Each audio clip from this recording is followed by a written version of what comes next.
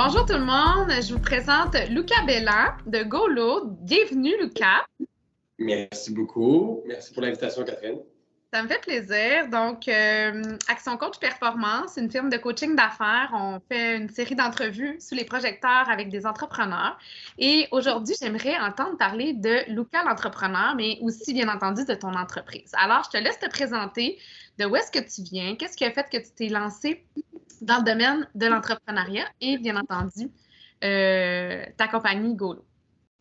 Avec plaisir. Donc, écoute, je vais tenter de faire ça de façon la plus courte possible, quoique j'ai une assez courte carrière, vu mon âge, naturellement. Donc, je m'appelle Luca Bellan. Je suis basé à Montréal en ce moment. Je suis aussi né à Montréal, ici au Québec. Mais bon, basé à Montréal, je suis assez nomade entre Toronto, New York, Montréal pour ce qui est du travail, principalement. Je me suis lancé en affaires il y a 2 ans maintenant. Après mes études, j'ai étudié au Collège André Beuve au Cégep à Montréal pour d'abord me lancer en droit, c'était ça ma passion en sciences humaines, et puis finalement, bifurquement, changement de carrière, changement de plan de vie, tomber en amour avec le domaine de l'advertising tech, donc tout ce qui touche à la technologie publicitaire. Ça se dit mieux en anglais, donc je vais toujours avec l'anglicisme, mieux connu sous le nom de ad tech. Et donc, je suis aujourd'hui fondateur de GoLo, une entreprise dans le domaine de l'advertising tech qui est basée au Canada. On est une équipe de 18 employés, toujours en croissance, qu'on a monté dans les 2 dernières années. On a levé à peu près 6 millions de dollars en capital de risque, principalement auprès d'anges investisseurs, des vétérans de l'industrie là, qui nous ont aidés à monter l'entreprise. Et puis, on est commercialisé au Canada depuis quelques temps cette année et on commence à étendre nos opérations vers le marché américain, ce qui est super excitant pour nous. Donc, on a connu une très, très belle croissance. Et bon, c'est sûr, je pourrais couvrir ce qui m'a lancé dans le domaine de l'entrepreneuriat. Sinon, je peux couvrir GoLo. Je veux te laisser me guider à travers. Vas-y les deux, on prend le temps. Vas-y, je veux savoir, je suis curieuse de savoir qu'est-ce qui a fait que tu t'es lancé, mais oui aussi la fondation de ta compagnie. Donc, tout ça, prends ton temps. D'accord. Eh bien, c'est sûr que c'est un parcours un peu atypique. D'abord, je ne suis pas le. Je trouve que peut-être tous les entrepreneurs sont atypiques à leur manière. Oui. Sauf que d'y aller avec le fait que j'ai 21 ans, ce serait faire de l'âgisme. Donc, chacun a son portrait atypique à sa manière, que ce soit les gens qui ont passé 30, 40 ans dans un domaine, des avocats qui ont passé 30 ans dans le domaine et qui, du jour au lendemain, se lancent tête première dans une industrie qui leur est complètement inconnue. C'est l'équivalent selon moi, c'est l'équivalent, si pas plus courageux que de lâcher ses études pour se lancer en affaires. Donc oui, mon parcours, essentiellement, j'ai eu l'idée pour GoLo assez jeune, vers 16-17 ans. J'étais quelqu'un qui était très, probablement grâce à mes parents, très à l'affût des problèmes que je rencontrais dans mon quotidien, des opportunités d'affaires qu'ils représentaient. Que ce soit dans les expériences numériques que je vivais, les jeux vidéo auxquels je jouais, la nourriture que je consommais, j'aimais passer beaucoup de temps à évaluer c'est quoi les problèmes que je vis en tant que consommateur, qu'est-ce qui me dérange et quelles seraient des solutions adéquates pour ces problèmes. Puis mes parents aimaient beaucoup nous forcer à réfléchir de cette manière-là, puis à essayer de comprendre pourquoi en fait des entreprises existent. Et donc, en jouant à des jeux mobiles, comme beaucoup de gens, non seulement de ma génération, mais des gens plus vieux, là, c'est quelque chose qui est très populaire en Amérique du Nord. Je ne devrais pas dire plus vieux, je vais dire moins jeune. Des gens moins jeunes que moi. J'ai réalisé que la publicité traditionnelle, donc les bannières, les vidéos, les pop-up qu'on voit sur les sites, la vaste majorité des consommateurs n'aiment pas ça du tout en fait. C'est un problème qui existe depuis une trentaine d'années, donc ça me précède là, comme industrie. Et il y a très peu de gens qui se sont penchés en fait sur l'expérience utilisateur en publicité. On se concentre beaucoup sur comment est-ce qu'on peut optimiser le processus d'achat pour les entreprises, comment est-ce qu'on peut faire du meilleur ciblage, puis utiliser de la donnée, mais personne ne s'est vraiment concentré, du moins dans les 30 dernières années, sur ce que le consommateur vit à travers son téléphone cellulaire ou son ordinateur. On utilise toujours les mêmes formats. Je trouvais ça très dommage et j'ai voulu commencer à imaginer toute une nouvelle génération de produits publicitaires. Donc, on a lancé au marché aujourd'hui une des premières technologies, en fait, la première technologie qui permet à des sites Internet et des applications de prendre des moments de fort engagement sur leur expérience, que ce soit un utilisateur qui se crée un compte, un utilisateur qui s'abonne à une infolettre, un utilisateur qui lit un article, qui achète une copie d'un magazine sur Elle ou sur Véro au Québec. ou dans d'autres verticales dans le jeu vidéo, que ce soit compléter un niveau dans un jeu vidéo ou compléter un entraînement, on prend ces moments de fort engagement et nativement, dans le contexte mobile ou sur le web, on amène des annonceurs qui vont récompenser l'utilisateur avec des coupons rabais, des cartes cadeaux, des promotions, des offres spéciales. Donc, tu peux imaginer, par exemple, tu lis Elle Canada et après avoir lu 5 articles, bien, tu débloques une récompense d'annonceurs comme Pandora, comme Michael Kors, comme Clarins ou Yves Rocher, qui vont remettre des récompenses à cette audience et que tu peux t'envoyer par courriel ou par texto. Donc, toute une nouvelle expérience publicitaire qui vient connecter la marque au comportement des gens. Ça nous permet de générer de la performance comme il y en a peu eu dans l'industrie. On est très fiers des résultats qu'on livre pour nos clients. Et donc, aujourd'hui, on travaille avec à peu près 8 publications au Canada, dont Québécois, Elle Canada, Elle Québec, le magazine de Véro, l'Inner City, qui sont assez connus pour l'audience plus jeune. Et on continue à s'étendre avec d'autres partenaires et on a à peu près une 50aine de marchands en arrière qui utilisent notre solution pour faire la publicité, dont Simons, des marques que vous connaissez très bien. Donc, voilà le pourquoi de GoLoot et ce qu'on fait rapidement là, dans la vie. Wow, fait que une croissance fulgurante, 18 employés, 6 millions de capital d'investissement, capital risque. La fibre entrepreneur, tu l'as eu à 16-17 ans. Tu me dis que tu as été inspirée parce que tes parents sont dans le domaine, dans l'entrepreneuriat aussi. Qu'est-ce qui a fait que tu as eu ce déclic-là? Tu as été exposée à des business autour de toi? Excellente question. Excellente question. Mes parents ne sont pas des entrepreneurs. Mes parents sont des gens d'affaires qui travaillent dans le domaine bancaire pendant très longtemps et qui aujourd'hui travaillent pour différentes entreprises. Donc, je dirais le monde des affaires, c'était le monde de notre maison. Et on n'avait pas peur de parler d'argent, on n'avait pas peur de parler de finances, de budget, de carte de crédit. Chez nous, c'était, et encore aujourd'hui, c'est un sujet courant dans la famille. Puis mes parents m'ont beaucoup aidé dans mon aventure entrepreneuriale, surtout au départ, naturellement, là, pour me donner les ressources nécessaires pour pouvoir me développer en tant qu'entrepreneur. Donc, moi aussi, je viens d'une famille donc, de gens qui ont travaillé dans le domaine bancaire. Mon grand-père, Claude Bélan, était à la tête du mouvement Desjardins pendant presque 13 ans. Il était PDG de Desjardins de 1990, je crois, jusqu'à 2002, quelque chose comme ça, ou 93 à 2002. Il nous a quittés malheureusement en 2020. Donc, j'ai grandi en regardant mon grand-père à la télévision, en regardant mon grand-père être le leader du mouvement Desjardins et développer toute la transformation numérique de Desjardins en même temps dans les années 90. Ça m'a beaucoup inspiré, surtout point de vue faire un changement, point de vue d'avoir un impact sur le monde qui nous entoure. Mes parents nous ont poussés à faire ça, peu importe que ce soit dans le domaine des arts, du sport, des affaires, du droit, juste des individus qui, à travers nos valeurs puis notre travail, font un changement sur le monde qui nous entoure. Ça m'est venu probablement de toute la famille qui m'entoure, ça c'est certain. Mais en tout cas, pour l'âge, tu sais, moi non plus, je ne veux pas faire de l'âgisme, comme tu dis, mais ça reste que, tu sais, ta maturité d'avoir un impact. Tu sais, souvent, les jeunes, on le retrouve beaucoup avec la Gen Z, ils veulent avoir un impact, faire la différence, mais tu sais, de l'aspect, comment tu l'amènes, de dire, OK, je veux changer l'expérience usagée pour, tu sais, je viens du monde de la pub, fait que c'est sûr que tu viens me toucher, là, directement, puis tu sais, j'étais en créativité média, donc encore là, tu viens encore plus me toucher de faire les choses différemment pour l'expérience usagée. Moi, je trouve que c'est incroyable, puis tout ton parcours, à quelque part, de, oui, t'inspirer, mais de rester sain là-dedans. Fait que tu as été quand même bien guidé. Fait que si dans les conseils, là, je vais t'amener une question, si tu avais des conseils, tu sais, autour de toi qui t'ont été les plus marquants, ça serait lesquels dans ton parcours? C'est une excellente question parce qu'il y en a eu tellement, puis je continue à en recevoir à tous les jours, à tous les niveaux aussi. Tu sais, je pense que une réalité qui s'apparente. Au début, je pensais à beaucoup de jeunes entrepreneurs. On est très pressés d'avoir du succès. Et moi, je l'étais aussi personnellement. La société qui nous entoure nous motive beaucoup à courir après l'argent puis à vouloir faire de l'argent très rapidement, maintenant, instantanément. Je pense aussi qu'on vit dans un monde d'instantanéité. L'Internet est instantané, la télévision est instantanée. Tu appuies sur un bouton, ça prend pas 4 secondes que le Canadien est devant toi.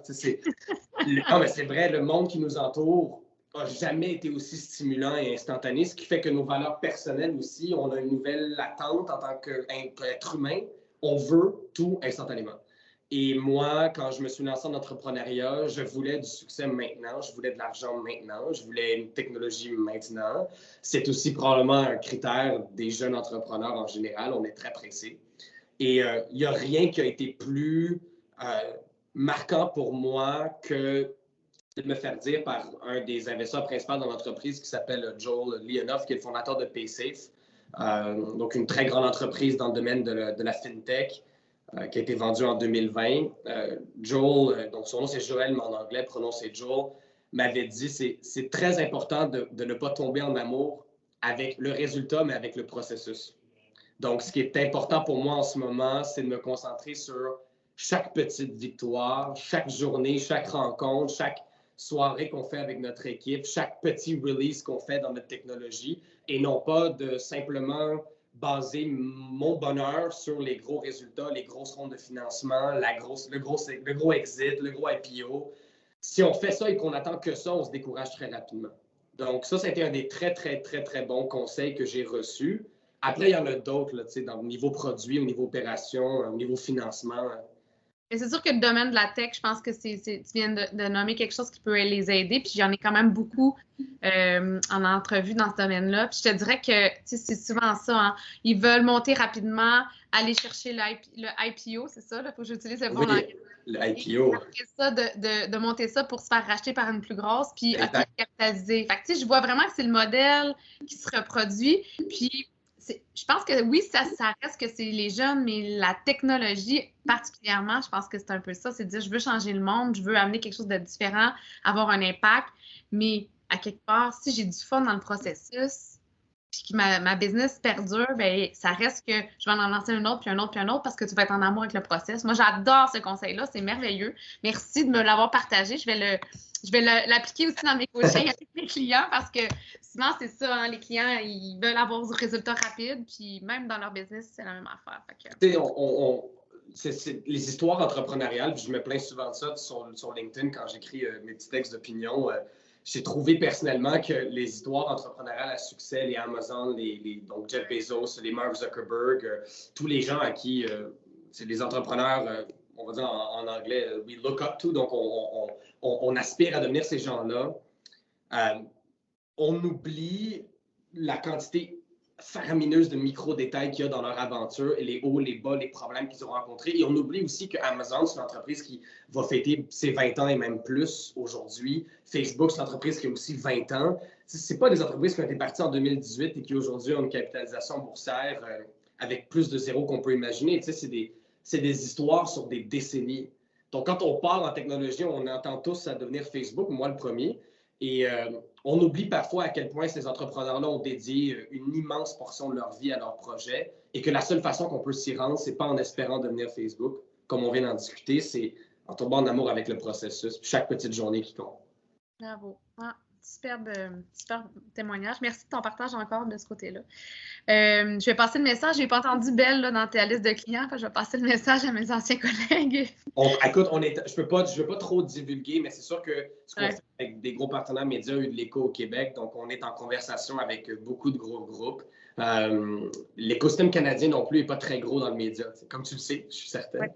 Donc, on progresse. Mais oui, si tu veux passer le message, on va toujours le prendre. Ce serait très apprécié. Ils vont écouter la vidéo. Je vais leur dire, écoutez celle de Lucas, ça va vous parler. J'adore, j'apprécie. Merci. Dis-moi justement tes clients. Tu sais, si on veut, tu as une tribune aujourd'hui. Tu recherches quoi comme client? Tu recherches quoi comme investisseur peut-être ou même employé? Tu sais, tu as une tribune à laquelle je te donne accès, puis elle est composée de plein de types de gens. Donc, ça serait quoi le message que tu veux passer aujourd'hui? Excellente question. Donc, écoute, c'est sûr que de notre côté, on est une espèce de place de marché qui a 2 intervenants. Donc, on travaille avec des publications médias qui cherchent à diversifier leur monétisation. Ouais. Et on voit beaucoup dans l'industrie en ce moment que les formats programmatiques traditionnels, là j'utilise des termes qui sont plus propres à l'advertising et à la publicité, mais les gens comprennent bannière, vidéo, pop-up, c'est essentiellement ça que ça veut dire, parce qu'on n'en a pas beaucoup. Donc, ces formats-là commencent à être de plus en plus désuets. En plus, et tu as dû certainement en parler là, dans la dernière année ou dans les derniers 2 ans, il y a des nouvelles mesures sur la vie privée qui ont été mises en place dans l'écosystème de Apple. Chez Google aussi, il y a des gros changements vis-à-vis le cookie. Donc, l'Internet a changé. Et il y a beaucoup de partenaires médias qui cherchent à diversifier leur monétisation. Donc, nous, on est toujours ouvert à discuter avec des gens qui ont des sites Internet, des blogs, des entreprises de médias qui publie du contenu à travers différentes verticales, qui rejoignent différentes audiences, qui aujourd'hui monétisent avec des formats traditionnels, mais qui ont besoin de plus. C'est là où est-ce qu'on rentre. Et en plus de ça, ce qui est beau avec GoLoot, c'est que non seulement on diversifie la monétisation, mais on peut aider ces entreprises à atteindre leurs objectifs d'acquisition de données. Donc, on peut récompenser des gens qui se créent des comptes, qui s'abonnent à vos infolettres. Donc, il y a tout un objectif secondaire qui peut être fait à travers notre technologie. Donc, ça, c'est de un. De l'autre côté, naturellement, on a des marchands avec qui on travaille qui, eux, veulent utiliser ma technologie pour de la publicité. Donc, c'est coupons rabais, promotion, cartes cadeaux. Donc, on est toujours ouvert à discuter avec des marchands locaux ou internationaux. On a un magnifique inventaire qui touche, comme j'ai dit, là, on a 8 publications, c'est 12 millions de Canadiens qui sont rejoints par toutes ces publications. C'est un magnifique réseau. Donc, s'il y a des gens qui ont des objectifs d'acquisition, mon équipe est toujours disponible pour échanger avec vous et moi-même, naturellement, mais ils sont meilleurs que moi, ça ne vaut pas la peine. On est toujours disponible pour échanger et essayer de voir si on est capable de vous aider. C'est ça vraiment notre objectif aussi. Excellent. Mais merci, c'est super apprécié. Si je t'amène du côté business, tu as eu de la croissance assez rapide, hein, on va se le dire, 2 ans à 18 employés. Ça serait quoi ton plus grand apprentissage que tu as fait? Tu as vécu sûrement des petits hauts et des petits bas.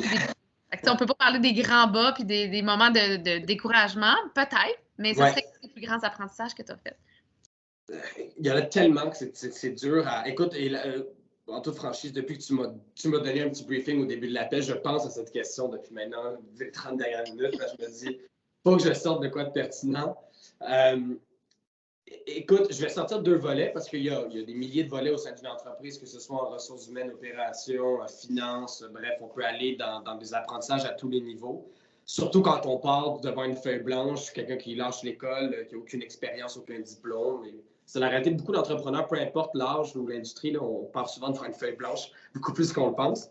Mais bref, un des apprentissages au niveau de développement de produits que j'ai trouvé très pertinent, mais auquel je réfléchissais plus tôt récemment, c'est très souvent, on bâtit des produits et des solutions et on se bâtit des roadmaps technologiques, donc des plans technologiques qui sont très solides, très stricts. Et en tant qu'entrepreneur, on est presque zélé et convaincu que notre solution et notre produit est le meilleur pour le marché et que les gens ont tort et que nous avons une vision. Et on ne se donne pas assez d'agilité et de flexibilité au niveau de qu'est-ce que le marché demande, en fait. Donc, on a commencé au début, on avait une idée, on trouvait que c'était une bonne idée. Rationnellement, c'était une excellente idée. On développait cette solution-là. On arrivait au marché, il y avait un clash. Nos clients nous demandaient d'autres sortes de solutions et là, on devait retourner en arrière, déconstruire, recycler. Maintenant, quand on a des opportunités, des bonnes idées, on choisit chez GoLoot de ne plus théoriser sur quelle est la meilleure solution. On l'amène au marché, on laisse le marché répondre à notre place. Et on s'est sauvé tellement de temps, tellement d'argent et tellement d'énergie en arrêtant de nous croire porteurs de toute vérité et en laissant le marché répondre à toutes nos questions. C'est quelque chose que je crois est super important dans le développement de produits et qu'il faut continuer à faire. Il n'est jamais trop tard. Il n'est jamais trop tôt, excusez-moi, pour aller au marché. Jamais trop tôt. Tu sais, je pense que ça se transpose dans plein d'industries. Tu sais, je pense à mon ancienne industrie qui était le contenu. Tu sais, on est qui, nous, pour décider de mettre tel ou tel type de contenu? Laissons voir la réponse des gens. On a des éléments de mesure qui nous permettent de savoir si ça performe ou pas. Fait que, tu sais, je pense que ton message peut s'adresser à tellement de types d'industries, tu sais, que oui, tu sais, arrêtez de vous faire le juge, si c'est bon, si c'est pas bon, puis de nous croire, les experts. Laissons donc les consommateurs décider. Ouais, c'est une très belle leçon aussi. Le marché nous amène des points morts à tous les jours. C'est ça qui est fascinant dans l'aventure de développement de produits dans toutes les industries, je crois, quoique je connais certainement mieux la mienne. Nos clients nous apportent, et nos partenaires et les utilisateurs qui interagissent avec le produit pour tout ce qui est B2C, ces gens-là nous apportent des choses et nous donnent une vision qu'on n'aurait jamais en silo pu imaginer ou voir. C'est ça qui est fascinant. Donc, il n'est jamais trop tôt pour aller au marché. Le plus important, c'est de prendre une solution qui parfois est un peu brouillon et de laisser le marché la façonner. Donc, excusez-moi, je dis bonjour à nos équipes qui passent. Donc, laisser le marché façonner notre innovation, c'est super important. Et deuxième leçon, très rapidement, ce qui est une réalité pour toutes les entreprises, mais aussi, naturellement, en technologie, ce que je connais mieux, le processus de financement, qu'il soit institutionnel ou en capital de risque, donc auprès des banques ou auprès du capital de risque. Je lisais des livres, puis on parle souvent il faut 6 mois pour lever du financement, c'est un travail à temps plein, toutes ces fameuses leçons qui sont galvaudées. Je trouve de plus en plus que le travail de financement, c'est always on. On est toujours en financement. Et 99% de la bataille est relationnelle. Donc, il n'est jamais trop tôt pour aller parler à un banquier. Il n'est jamais trop tôt pour aller dîner avec un banquier. Il n'est jamais trop tôt pour aller dîner avec une firme de capital de risque. Trop souvent, on attend d'avoir signé notre gros client, on attend d'avoir signé notre gros partenaire, d'avoir exécuté sur nos purchase orders ou peu importe c'est quoi, avant même d'approcher des institutions financières. Mais ils sont là pour nous écouter. Ils sont plus intéressés en nous que nous, on est intéressés à eux quasiment. Donc, j'ai appris aujourd'hui à aller luncher presque tout le temps avec nos partenaires de financement, ce qui fait que lorsque je suis prêt à lever, ils sont prêts à m'écouter, ils savent d'où j'arrive, ils connaissent mon progrès. Et de cette manière-là, on a été capable de lever beaucoup de financement plus rapidement, puis on continue à enlever tout bientôt. Il y a des choses excitantes qu'on va annoncer parce que notre croissance doit continuer à être soutenue par du capital et parce qu'il y a beaucoup de potentiel dans notre marché aussi. Donc, voilà 2 leçons pour moi qui ont été importantes, qui façonnent mon quotidien aujourd'hui. Puis est-ce que tu as fait des IPO en premier ou tu étais plus... Parce que j'avais une IDO ou IPO? Oui, IPO, c'est un terme qui donc va signifier la mise en marché public d'une entreprise. IPO, c'est aller public sur le Nasdaq ou aller public sur le TSX, par exemple. C'est en anglais Initial Price Offering. Donc, la première apparition d'une entreprise sur les marchés publics. Et non, GoLoot est une entreprise privée. Donc, on fait du financement sur les marchés privés. Les banques, les firmes de capital de risque, les anges investisseurs, Ange Québec et autres. On a du capital de Ange Québec chez nous aussi. Donc, voilà. Très bon. Je pense que ça peut inspirer certaines personnes dans les projets technologiques de ce côté-là. Merci de ton passage. En finissant, j'aimerais, parce que ça arrive déjà à la fin, c'est super intéressant, tu m'inspires dans tout ce que tu fais, c'est quand même rapidement, puis les entrepreneurs, tu sais, souvent, moi, je m'amuse à dire, tu sais, moi, j'étais à l'école longtemps, j'ai fini mon MBA, j'avais 26 ans, j'ai jamais arrêté d'aller à l'école, mais j'ai pas appris à être entrepreneur à l'école, tu comprends? Fait que, où je me suis entourée, j'ai lu beaucoup de livres, je suis allée acheter une compagnie qui me supporte dans l'entrepreneuriat où est-ce que j'ai pu me lancer, mais aussi accompagner des entrepreneurs dans toutes les sphères, finance, marketing, business, RH. Tu sais, c'est sûr que mon bagage m'a aidé, mais ça reste qu'on n'apprend pas à être entrepreneur. Fait que, tu sais, quand tu disais tantôt, tu sais, il y a quand même un parallèle dans ta vie qui t'a dit, regarde, j'ai lâché l'école, puis tout ça, ben moi, c'est ce que j'encourage. Puis juste que tu saches, je lance un programme, ça s'appelle le programme YES, fait que c'est Young Entrepreneur Smart Start, pour supporter les jeunes entrepreneurs de 12 à 22 ans dans un programme où est-ce qu'ils vont apprendre c'est quoi l'entrepreneuriat, c'est quoi les bases. Tu sais, tu as été chanceux, tu as eu des parents qui t'ont montré comment gérer tes sous, comment pas peur de parler de l'argent. Tu sais, c'est quand même une éducation que tu es privilégié d'avoir, puis c'est pas tout le monde qui a accès à ça. Puis moi, mon rôle dans la société, oui, c'est d'accompagner des entrepreneurs et des gestionnaires, mais aussi c'est de redonner à ces jeunes-là. Fait que probablement que tu vas entendre parler de moi bientôt parce que assurément que tu es un modèle qui peut en inspirer des plus jeunes dans tout ton processus. Fait que je serais très heureuse que tu puisses venir porter dans tout ça. Écoute, je trouve ça formidable ce que tu fais. Puis j'ai eu toutes sortes d'expériences dans mon aventure à l'école qui... J'ai trouvé qu'on n'a aucune reconnaissance et c'est peut-être plus particulier au Québec parce qu'il y a des modèles américains qui sont différents, surtout en Californie, qui est le berceau de la Silicon Valley. Il y a des modèles au Québec, de mon expérience d'éducation, jamais on a reconnu l'entrepreneuriat comme étant quelque chose de valide. Puis je regardais des équipes de hockey ou de lacrosse ou de soccer partir pendant 4 jours, avoir des dérogations pour des examens, des dérogations de classe. Puis on leur donnait argent, nourriture, autobus, party, puis l'école, bannière, tout le monde portait leur T-shirt. Moi qui essayais de bâtir une entreprise de technologie, j'ai eu des retenus pour manquement de classe. J'ai eu des zéros à des examens parce que je devais aller rencontrer des anges investisseurs qui ont investi dans mon projet, qui aujourd'hui est toute ma vie. Jamais, jamais, jamais mes écoles ont reconnu mon aventure. Et c'est pas parce qu'on n'a pas essayé, parce qu'on a parlé jusqu'à la direction, mes parents inclus, jamais, jamais, jamais. Et je trouve ça tellement dommage. Peut-être que l'école croit que l'entrepreneuriat, c'est une menace à leur modèle d'affaires parce que les gens lâchent l'école et se lancent en affaires. Mais il faut questionner c'est quoi. Tu crées des jobs. Fait que tu es entrepreneur, c'est que tu crées des emplois, donc tu génères une abondance dans la société. C'est quoi le but de l'école? Ça, c'est la question. Alors, est-ce que c'est de former, est-ce que c'est de faire des paiements à chaque session ou c'est de former une nouvelle génération? Bref, on pourra en parler longtemps, mais ça me ferait plaisir. Je trouve ça super important de donner aux jeunes Québécois, aux jeunes du monde entier, mais bon, commençons par notre jardin, à des jeunes Québécois les outils nécessaires pour se sentir en confiance quand ils prennent le grand saut, appelons ça comme ça. Exactement. Leur donner des outils. Ça me fait plaisir de t'aider, ou peu importe si je peux aider même. Assurément, tu sais, juste avec tes témoignages, je pense que ça va être déjà portant. Fait que je te remercie, Luca. En finissant, j'aimerais que tu me laisses sur un dicton, une phrase. Peut-être que tu as lu beaucoup de livres, ce que je comprends, puis pour moi, c'est un signe d'intelligence de développer ses connaissances. Fait que bravo. Est-ce que tu en aurais une particulièrement qui vient te faire vibrer? Oui, 100%. Malheureusement, et là, elle est en anglais, puis je déteste. OK, je peux la donner en anglais? OK. Est-ce qu'on doit la traduire en français après? Ou... Pas du tout. On va survivre. Une des citations que j'aime le plus, elle va comme suit, c'est « Spend a few years of your life like most people won't, so you can spend the rest of your life like most people can't. » Et donc, essentiellement, en français très rapidement, ce serait s'approcher de passer quelques années de sa vie comme la majorité des gens ne sont pas prêts à le faire ou pas prêts à le passer parce qu'il y a beaucoup trop de sacrifices pour qu'on puisse vivre le reste de notre vie comme la majorité des gens ne pourront jamais la vivre.